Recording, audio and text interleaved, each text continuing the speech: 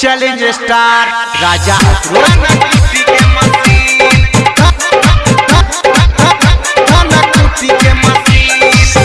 presented by Dulhan Music। जाय छियो ससुरा जानो बाय बाय बाय नहीं करी है हमरा खातिर हाय हाय हाय।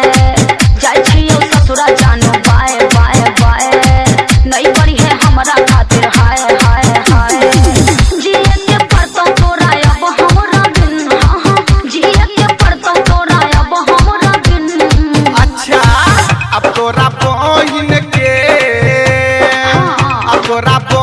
के चक्कर में रहबो रात दिन ओकरे बने बधन कुटी के मशीन बात कहै छियौ अंतरा 1 2 3 ओकरे बने बधन कुटी के मशीन तोरा के झूठे के रिकॉर्डिंग बाय दुल्हन स्टूडियो मधुरेश्वर स्थान मदीना।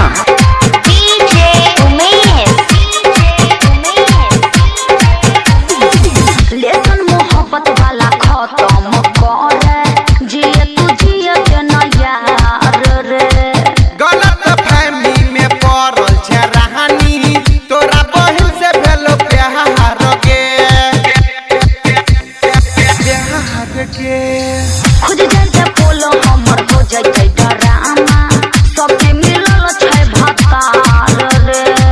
तोरा से अब कुछ नहीं हो तोगे अंतरा जरल तो तोहर के पहाड़ गे करहे न कोनो क्रिएट राजा सिंह, करहे न कोनो क्रिएट राजा सिंह। अब तोरा बहिन के चक्कर में रहबो रात दिन ओकरे बने बधन कुटी के मशीन बात कहै छियौ अंतरा 1 2 3 ओकरे बने बधन कुटी के मशीन बुझली गे धन कुटी के मशीन।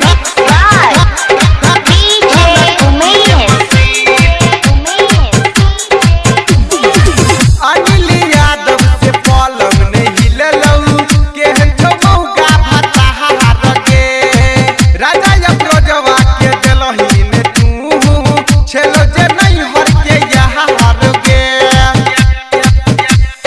यहार गे राइटर सोनू पिए हमरे पतोहर बैस गेलो किया चाओ रे। हो जे जयारिया बाबू ढेर बदनामी आज जे जदी हमर नाम रे। अंतरा प्रियंका कहे प्यार नहीं छी, अंतरा प्रियंका कहे प्यार नहीं छी। अब तोरा बहिन के चक्कर में रहबो रात दिन ओकरे बने बधन कुटी के मशीन साचो कहै छौ सत्यम तोरा 1 2 3 ओकरे बने बधन कुटी के मशीन। अभी आप सुन रहे थे चैलेंज स्टार राजा भोज को।